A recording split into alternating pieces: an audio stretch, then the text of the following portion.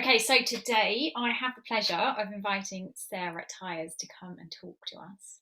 And I hope this conversation is going to be uh, interesting, both for me and for anyone listening, because I only came across Sarah yesterday. I was introduced by the lovely Ian Watson, who will be coming and having a chat at some point in this series. And he said, "Oh, you really, Sarah has had the most interesting journey with her health. Just why don't you have a chat to her and have a look at what she's been up to."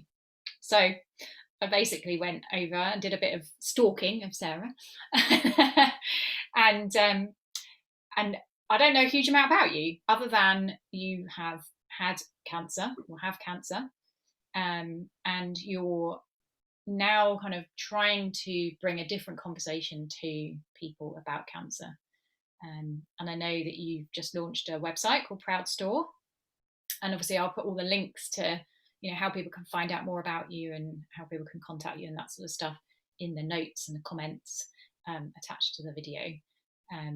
But yeah, so part of the purpose of this series, I suppose, is to bring people in who have seen something different around health, who have experienced some health challenge or whatever you want to call it, and have something different to see about it than, I guess, the sort of mainstream way of approaching disease. So yeah, over to you, Sarah. I'm fascinated to hear more. Amazing. I love this project. I think it's a really beautiful thing to do. So nice work. Yeah, it's really exciting to be here and chat, and thank you for plugging my site.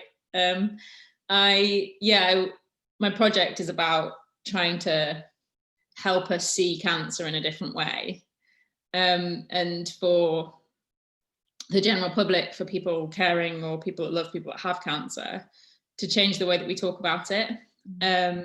Because for myself and my own process, I really saw that a lot of the things that I thought about cancer and therefore how I was experiencing it was because of what I thought it had to be, rather than actually what my experience was.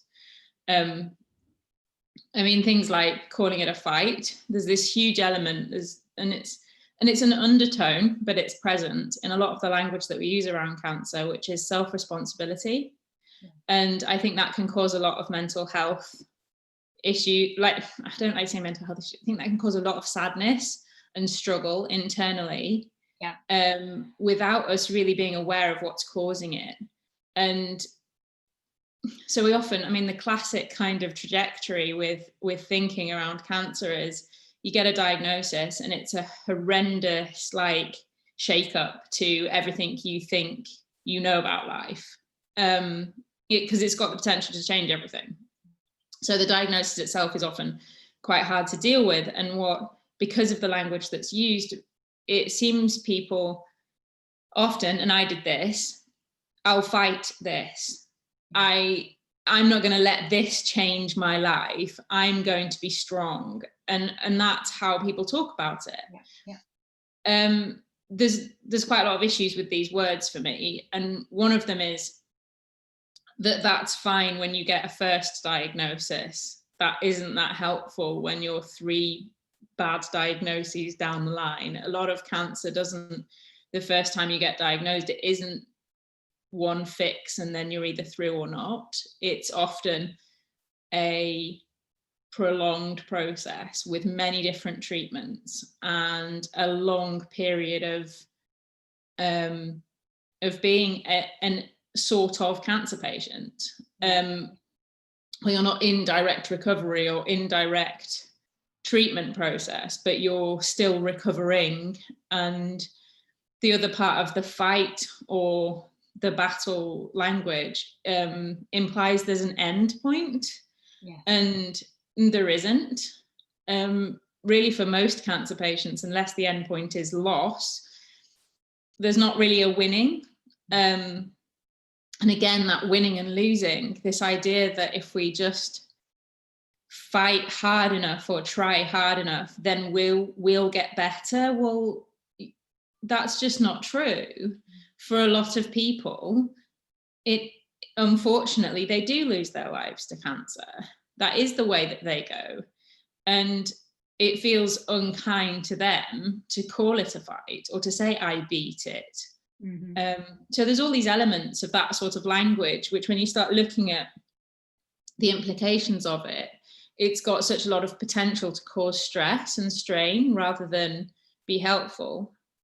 So that's one of my main quests with my project. The other aspects of it is helping people to see what they might think about cancer, so they can understand better how they're experiencing it and maybe provide some relief for them through understanding what they think. So one of the classic things when I did this is I can't have fun because I have cancer. Like I'm ill and I need looking after, therefore I can't have a good time. I need to be in bed and be a patient if I'm going to get cared for. All of these constructs that are just mental constructs, but we don't see them, we just suffer them. Yeah. So it's kind of talking about the things that I saw for myself in order to hopefully offer other people some freedom in what they're experiencing. And I'm going from the new year, I'm going to run workshops for people to help with that. So there's kind of two areas to the project.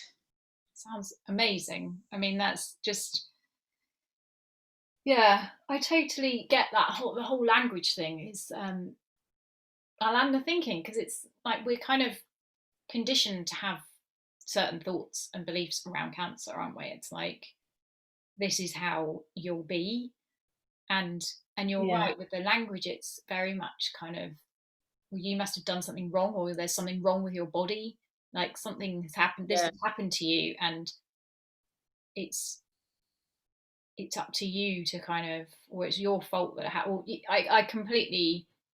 There's a lot in the alternative world in terms of, like, you've got sort of Western medicine, go do chemo, and then there's all of these sort of, they call them, I think the word is adjuvant therapies, or when they're done when you do anything alternative alongside traditional.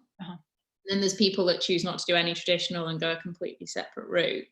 But within the sort of alternative therapy world, or the sort of wellness, let's call it the wellness world, because it includes things like yoga and green juice and all of those things. There's a lot of, and it is so well intentioned. And this is not me saying that you shouldn't drink green juice if it's what appeals to you when you have cancer. Of course, go do it. But feeling pressure and feeling like you can, the number of people that told me about a diet I could do, or a juice I could drink, or I mean, one of my friends who had endometrial cancer got told that if she ate a cucumber every day, she would get better. And the NHS would save a lot of money if they could cure cancer with cucumbers. It's so well intentioned and so flawed. And I think I don't want to rubbish anything that's ever helped people, because of course different treatments for different people, always. But the element of it that's really unhelpful is that if you're a cancer patient who thinks they've got to make themselves better with green juice, you're going to cause yourself a whole lot of stress. If you're not a person who could have the self-discipline to do yoga and drink green juice every day before cancer, which was me, how am I going to suddenly find that self-discipline afterwards, unless it occurs to me as being the best thing I can do for myself? Then it's really just going to add pressure and add stress. And that's what one of my t-shirts is about. And that's why I kind of knock the green juice thing. It's not because I have any problem with green juice. It can be amazing for people. It's the pressure. I think one of the things that I truly believe is that stress is super bad for our health. But how we look to relieve stress or experience less stress is often piles it on, which is the same thing as the same problem I have with positive thinking. I've got all these problems with things. No, carry on. It's very me too. but like positive thinking, again, it's another thing that people say, like, oh, you'll get through this, you can be positive, you're so positive, you'll be fine. Often what's actually happening is a patient is, and I actually, this is really funny because I found this out from my oncologist, because I was super excited. I'd completely changed everything from the inside. Like, I'd had this epiphany of, like, my life's mine and I can enjoy it whether I'm here for a month or 10 years.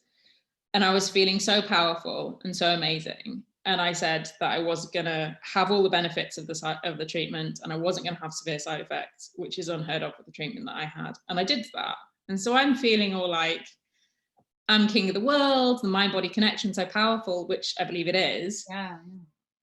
But when I was talking to my oncologist about it, I said, have you seen anything like what I've experienced in your other patients?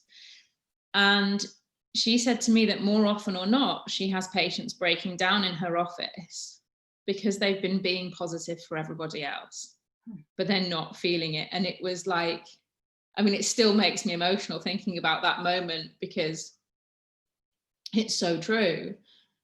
And I could really see how it was true. The difference was I actually felt good, but I could see how all of that talk to be positive actually isolates the person who's ill and creates more stress for them rather than supporting them, which is what everybody around somebody who's ill just wants to support them. Yeah. But sadly, because they're bringing their own fear to the table about losing this person that they love, it's so often trying to cover over the fear. And so that's that was my pivotal moment, realizing that it's not about being positive, because that's just too misinterpreted. It's about actually feeling good. So tell me more about that, because people watching this will be like, so I don't get that. I've got to be, I totally get the whole, when you try to be positive and you're not feeling it, like that's giving you pressure. It's like there's a disconnect between how you feel and what you're having to present. Like, I understand that. So what did you see that meant that you truly felt positive? Like that it wasn't you didn't put something, you weren't putting it on, there wasn't a disconnect, it was actually your experience. What kind of helped you? That's very hard to sum up. Yeah. So I saw that I wasn't my thinking, that I was experiencing my thinking. I was experiencing life through everything that I thought about it. And what was actually there and what was actually happening was actually a completely neutral thing. That I saw very deeply that my experience was really all that mattered and all I had. So, like, the only value in life is experience. If you want anything, if you look at why you want it, it's to experience it. Any value is really the experience. And what I was suffering was a really horrible experience of something that was very neutral. The reason why, we all agree cancer's bad. Everybody will tell you cancer's bad. In my life, cancer was a total gift. I connected to myself in ways that I didn't even know were possible. I felt like I'd lived my entire life up until that point with a pane of glass between me and the rest of the world.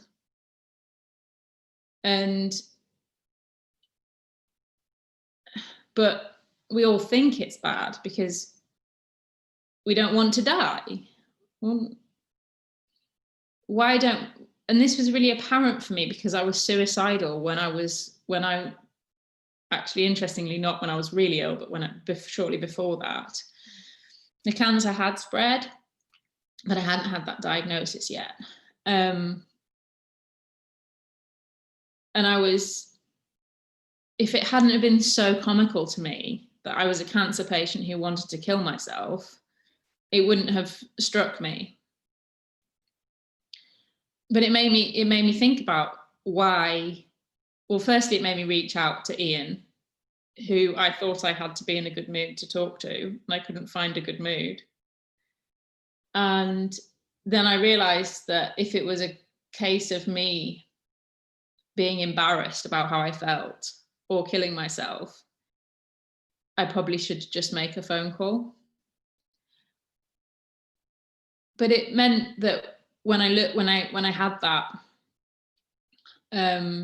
so a big turning point for me was, I mean, usually these days you don't get a prognosis unless you ask for it. But I asked in the oncology office. I sort of said, well, so what happens if I don't take the drugs that they were offering me? Because treatment is, I see it as a choice, and having been brought up by a homeopath, I wanted to explore other options if I had the time to do it. And she beat around the bush, but essentially I had 12 months if I didn't take the drugs. And I was sitting there looking like this, like I looked really healthy, I was fine, there wasn't anything visibly wrong with me. And it was like being punched in the face. But what that did, it was like, so what that did, it just shone a light on what the value of life is. Why is it I don't want to die? Instead, because I was stuck, because I was in this place of wanting to, but also being scared of cancer, like that is illogical to one. So what is the value in life? What am I here? Why am I here? What do I actually have? Mm-hmm. And that's what I came to, was that the only value is my experience. Mm-hmm. And I was experiencing misery daily. Yeah. But when I saw that was only because of what I thought, and I was making up what I thought. Mm-hmm. And that was the key for me, is that these rights and wrongs and shoulds and woulds were all things that I'd made up. And for me to believe all of those, I'd have to think that I was always right about everything. And so I was like, whoa, I am not always right about everything. I make mistakes all the time. I'm not so arrogant to think that I'm right all the time. And I started to see that things I was living through, so the way I was experiencing things, couldn't wholly be trusted. And then I started to just relax a little bit and take what I thought of things a little bit less seriously, and realized if I decided to believe something, it was more powerful than anything that I'd made up when I was 6, or anything that was there by societal conditioning. What I chose to believe was much more powerful. Mm-hmm. And I proved it to myself, and over and over. And that's been the thing, really, to not take anyone else's word for it. Yeah. But to test it out. Go, okay, what do I believe about this? Do I really believe this needs to be hard? No. Do I really believe I need to have side effects if I'm going to take the drugs? Don't believe that I need to. Believe my body can probably cope. Mm-hmm. And so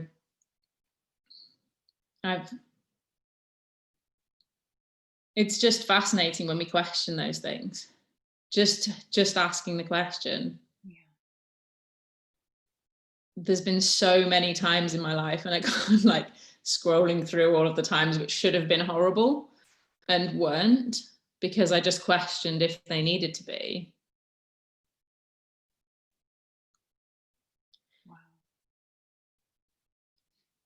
it's like, I don't know, just hearing you talk's like really giving me shivers. It's exactly, what I've kind of been experiencing in terms of the questioning. Like we're told stuff, or we have beliefs about things from conditioning, from experiences in the past, from whatever. But like you say, it's that realizing that they're not fixed. It doesn't have to be like that. That being open, like I always envisage it kind of like, when we get fixed in a way of something being, it has to be like this is how it is. Obviously I've got cancer, so I'm going to be sad, or I have to be this whatever way. We're just hunched over. We're like, this is what I'm seeing. But I think from what you're saying is like, when we can be open to there being a different way, a possibility of something else, that not only does that feel so much better, but the physiological impact of that, in that, that is really stressful.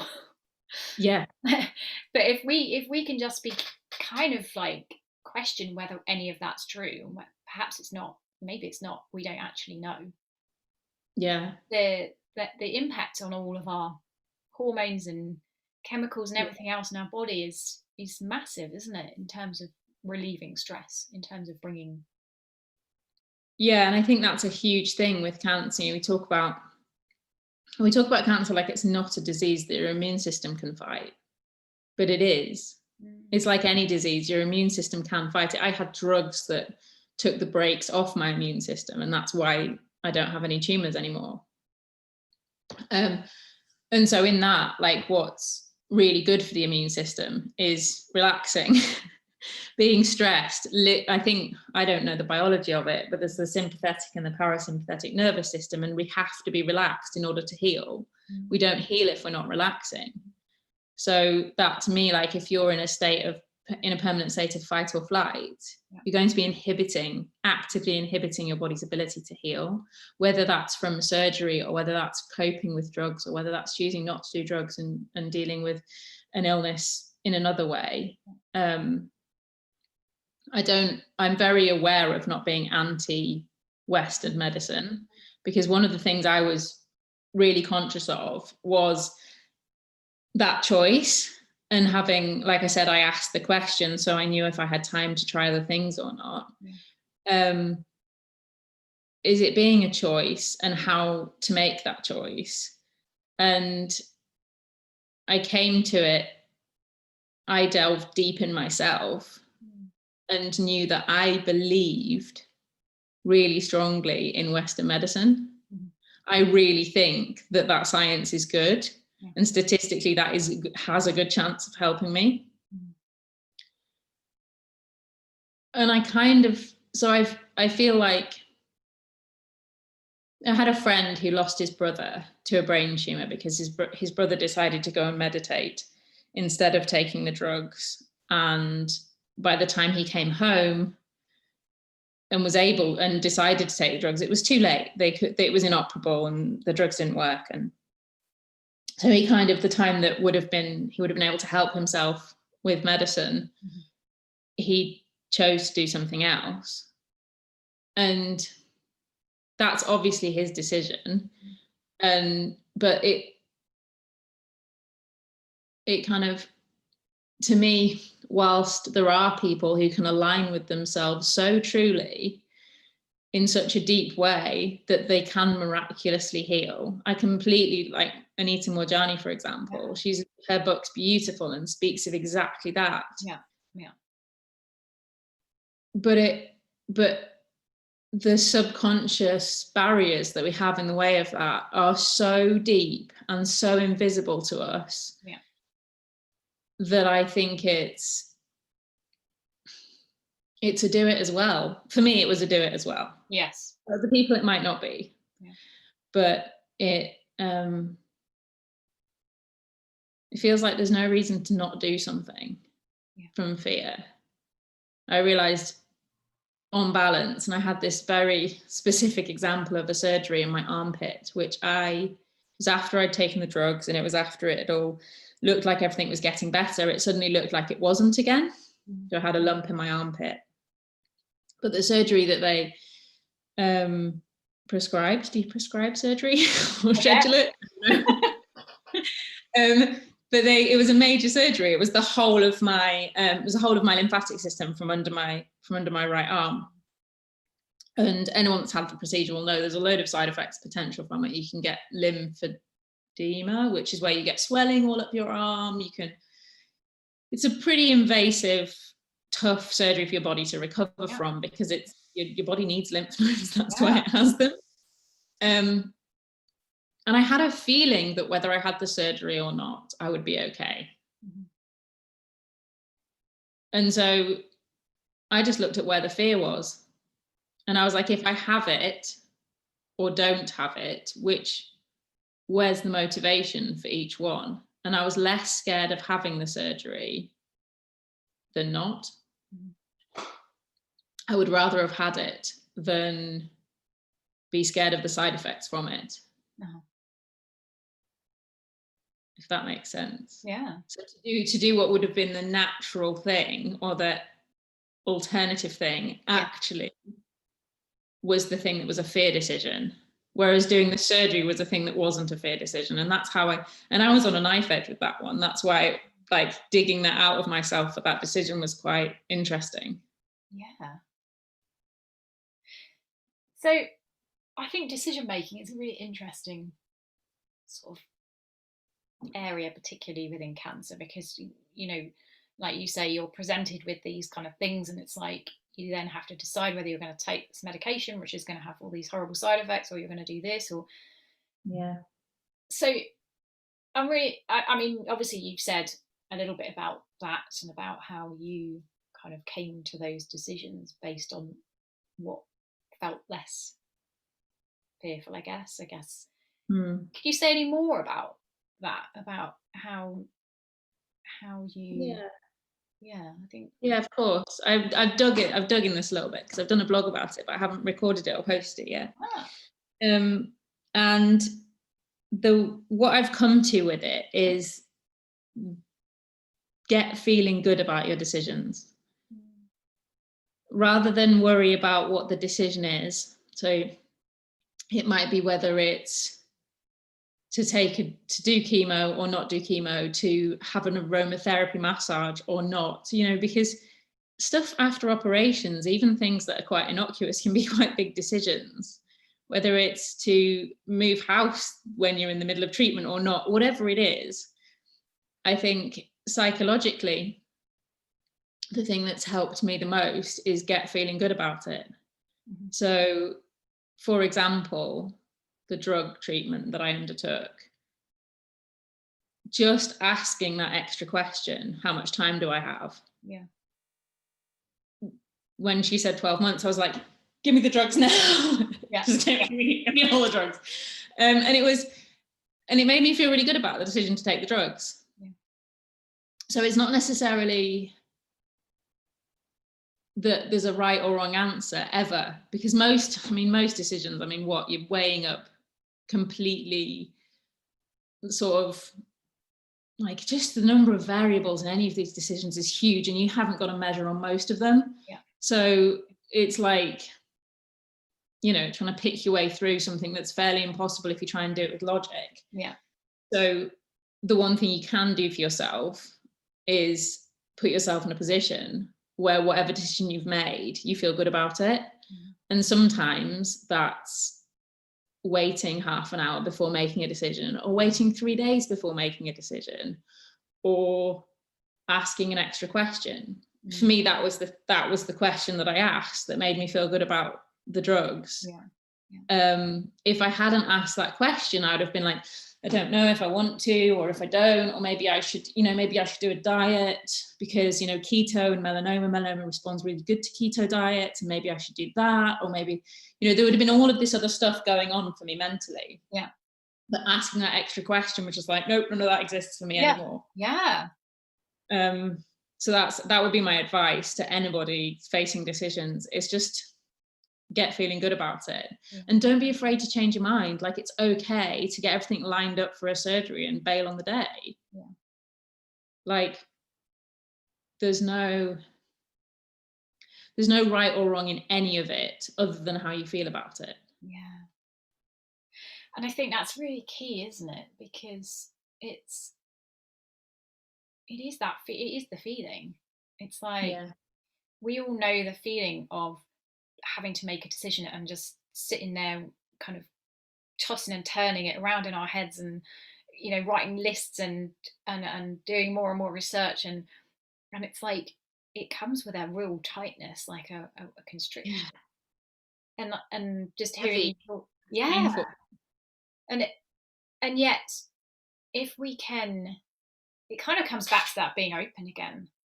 Like, when we get out of our heads, when we get out of that kind of habit of going in there and trying to find the answers to something that there is no answer to, like, there's no, like you say, there's no right or wrong answer. But if we can just take a moment to be open to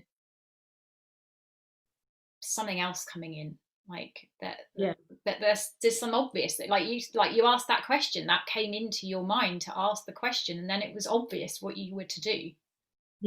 But if you'd been there, like you say, if you'd been there kind of, or should I do this, or maybe I should juice, or maybe, we don't have there's no possibility for anything new to come in, for that question to have entered your mind.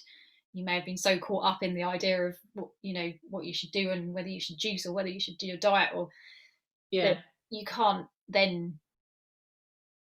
hear anything different. It's like, or whether the drugs are good or bad. Like, you can get caught up in all kinds of mental holes with things like that. Like, then they're not, there just is no good or bad. It's all just totally neutral. So it's really just, what feels, it is a space creating thing to just be like, and not making a decision is a valid decision, and putting your decisions in somebody else's hands is also a valid decision. If you want to just sign up to your oncologist and say, do your worst, I'm just going to deal with it, do it, because you'll probably feel better through the whole thing, not having to make any decisions. So all of that's completely valid. And I got into this thing for a while where I was trying to understand my motivations for what felt good and what didn't. I was trying to understand why. And that was just a bloody rabbit hole as well. That sounds like a... It's like, oh my God, like, I need to, it needs to be the most clear decision. No, it doesn't. It can just be a decision, and I can change my mind. And things just roll. They show up in the moment, and you get clarity when you need clarity. And when you don't, it's probably because it doesn't matter. It's as simplistic as that sounds. No, I know, but it's just amazing hearing you talk, because I kind of always think, well, if I was in that position, I don't know that I could be that kind of cool about it. Like, I feel like my mind would go to well, this is really awful, and this is going to happen, and that's going to happen. And I guess what you're saying is that what you were able to see was that there's that sort of noise element. There's the story about what is going to happen and how it's going to pan out, and how dreadful it's going to be. And then there's the experience, which is of, I don't know, sitting and watching TV, or writing a paper, or whatever you're doing, which doesn't involve cancer at all. And that's the reality of having cancer, is it goes on for a really long time. And if you stay in that panic mode, you're going to be exhausted, if nothing else. I'm pretty sure that you're not going to be very well if you're exhausted. You're assuming that I've been cool as a cucumber the entire time. I haven't. There's definitely been days where I've lost my shit plenty. Like, excuse my swearing, I've got a potty mouth. Carry. But I've had days where I felt really, really bad, and had to consciously think, what would I do for somebody else who was feeling how I feel right now? And that's the way that I circumnavigate my own self-bullying, is oh my God, if I knew my mum, sister, brother, anyone I love was in a state that I'm in now, I'd get them a blanket and I'd put the TV on for them and I'd get them some food. Okay, so that's what I need. How do I do that for myself? And just find those things that when you are having a day that feels, that's the thing, there's no way it's supposed to look. There is going to be days that you want to go to the beach. There's going to be days that you want to lie on the sofa under a blanket. There's going to be days you want to walk up a mountain just to prove that you're alive. There's no prescription. One of my funniest elements of this exact thing was I can't date if I have cancer. Like, cancer patients don't have sex. What? Like, that was in my head. Yeah. What? Like, how long might I have cancer for? If I'm only alive for the next 12 months and I have cancer for all of those 12 months, I'm not never having sex again. You know, just one of those things, like, I can't do this, but actually, why am I thinking that I can't? What do I want now? How do, you know, that it's okay to just have what you want now. Yeah. And it's always okay whether you've got cancer or not. Like, there's no, if you look at the things that we all spend our life chasing after, they're all total nonsense. Yeah. Like, just destroy the moment worrying about, and I do this with my kids so often. Oh my God, they are such a good teacher. Kids just pour gasoline on whatever's going on, don't they? Yeah, yeah. But yeah, like being worried about, I had an amazing thing of being like, realizing I was being worried about getting somewhere on time, and because I was stressed, the whole situation kind of gets into this. Oh, Did yeah. you just Yeah. I'm like, and that obviously creates a situation that takes far longer than me just being like, meh, yeah, we'll go when we go. Yeah. And then we're usually on time. I know, and that's the irony of it, isn't it? It's like when we actually when we give up that story, and just kind of give up, like say, it all works out, and yet we think that we have to be the ones making it happen. And I was trying to explain this to my husband the other day, and it's like it's hard for people to understand that. I think the way that I'd articulate it is hold it lightly. Yeah. Like, there's all of those things. Like, we have desires. We're human. We are total desire machines. Like, we just want everything all the time, and we don't have always. And but if we can hold them lightly, if we don't, the sort of, if we get too obsessed with our desires, like wanting to be on time is just a desire, and it feels like something you have to do in order to be okay, but actually it's just a desire. Holding on to that so tight, getting better from cancer, holding on to that desire too tightly, and it does the opposite. Whereas when you can hold it loosely and go, if I have my way, this is what I like, and maybe I don't get my way, and that's okay too. And that's hard when it's life and death, but God, it feels a lot better than, and that's how I measure things out. Like, does this feel better? Is this making today nicer? Yes, it is. So that's now how I choose what to adopt in terms of those ideas. I have no idea whether we die and it's beautiful or whether it's crushing pain or like an inferno. I have no idea. But I have now, and I know what feels nice now, and that's to not need to live to see my daughter grow up, or to not need to eat healthy, or the stress that I create with any of that is just not worth it. I could feel like, even when you said that, it's like it just makes me go, oh, I need to have a diet. I need to be around for my child when they're 30 or whatever made up thing. And the reality is none of us can know that we're going to be here when our daughter's 30, like, even if we've got no cancer and no other health conditions, but we think that we know, and the reality is we don't. And the more comfortable we can get with that, like you say, with this moment being wonderful as it is, and that's it. And like, really it is. I mean, I can look around my house and I can see, you can't see from there, but I can lots of things that need tidying up and cleaning and chopping that needs putting away. And there's like, I can look at my house and I can see all of the things that I need to do that I would ideally have done, or that, you know, oh, there is so much going on there. I can get really into all of that sometimes. Oh yeah. And that's great. And sometimes that's really motivating, and I put some music on and I clean everything. Or I can look around my house and I can feel so happy and glad to be in my house. Yeah. To feel so just, oh, there's a house and I'm sitting in it and it's warm and it's nice. And oh, I did a Christmas tree with Ruby. That's nice. And, you know, all of those things. It's really just where you're choosing to land your brain. There's not really anything else to it. And it's practice. Yeah. Like, I kind of thought when I understood that things happen inside out, like the world's not happening to us, rather we're experiencing it with all of the things that we think about it. It's easy to think, oh yeah, the light switched on, great. No, it's not. Not at all. There's practice to be had. There's holes to fall in. There's things to get caught up and worry about, and then remember, and then practice, and just not.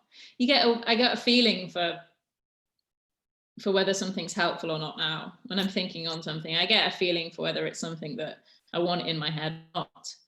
And there's no point trying to not think things. No. That doesn't work. Definitely does not. That makes I'm really gonna not think about cancer, the possibility that cancer can kill me. It's like, well, that isn't helpful, because then that's all I'm thinking about. Yeah. It's much easier to just find something that feels good already. Yeah. Looking at Ruby, oh, I should really love my daughter. I should really cherish her. If looking at her in that moment fills me with despair and panic, then just, you know, eat some chocolate instead, because that makes me happy. Literally, and it's so contrary to what we get taught all of our lives. The things we get taught to take seriously, the things we get taught are important. We destroy them all. We destroy them all by going but this needs to be like this. Yeah, I love that. It's like it is like a practice, isn't it? It's like a muscle. Because I found myself this week, and I was in a really lovely place, like just feeling really peaceful and calm. And then I got a text message and I read it, and I was like instantly really aggravated. And I was like, ugh! And I could feel like, you know, all the machinery whirring in my head, like, that's not right, this, blah, blah, blah, blah, blah, blah, blah. And I suddenly caught myself and I was like, oh my God, I don't actually have to go there. I don't need to create that story. Like, I was in a really lovely place. And it's that kind of, it's like a barometer, isn't it? Yeah. I could feel that tightness. I could feel all that horribleness. And I had a choice at that point to choose peace or to choose discomfort. Yeah. And sometimes it's nice to choose discomfort. Yes, sometimes we want to. Yeah. Sometimes I read a funny quote the other day, which was like, from my centered, loving self, some people can still kiss my ass, or something like that. And it was just like, yeah, it's okay. It's also okay to not like everything and to not have everything be okay. That's fine too. I remember walking around, there's this huge supermarket that I really dislike, and I was walking around and I realized that my entire life I'd been trying to like it and trying to make a space for it in the universe. Like, it exists already. I don't need to like it. And it was like, oh. And I walked around in this state of total bliss in this loathed supermarket because I'd realized I didn't have to like it. Oh, yeah. It's just funny little things like that. You just go, oh yeah. And you don't have to like having cancer, but it doesn't have to consume either. It's like, oh yeah, on balance, I'd probably rather not, but take the rough with the smooth. Oh, it's amazing. I could talk to you all day, but I have a feeling that we should probably wrap it up. Um, it's been such a pleasure to hear your, you know, your experiences and what you've seen, and I'm sure it's going to be so helpful to so many people. If you can just tell people again how to find you, you know, when you're going to be running the courses or workshops, and how people can book onto them, or how people can work with you, and all that kind of jazz. Just all on my website. It's proudstore.co.uk, and they can email me through there. They can sign up for websites through there. The websites are workshops are I'm going to be running them from the new year. So I was going to start the end of this year, but you know, times take over. So, but by the time, I think you're going to be posting this in the new year. Yes. So I'll get it out early in January, and then hopefully it will coincide with when your workshops are up and bookable. Perfect. So yeah, I'll throw some dates up in January and see. But yeah, it will be just proudstore.co.uk is the easiest way to find me, really. And are they going to be, presumably they're going to be online, so it doesn't matter where people are? Yeah, they'll just be on Zoom for now. I want to do them at Maggie's centres when we're all allowed to hang out again, but I need to figure that out at some point. When that's going to be, one day, the distant future. Yes. Oh, thank you so much, Sarah, for coming on, and I will watch with interest in your workshops and your lovely website. Thank you for having me. It's been lovely to talk to you. Oh, take care. Thank you again. Bye.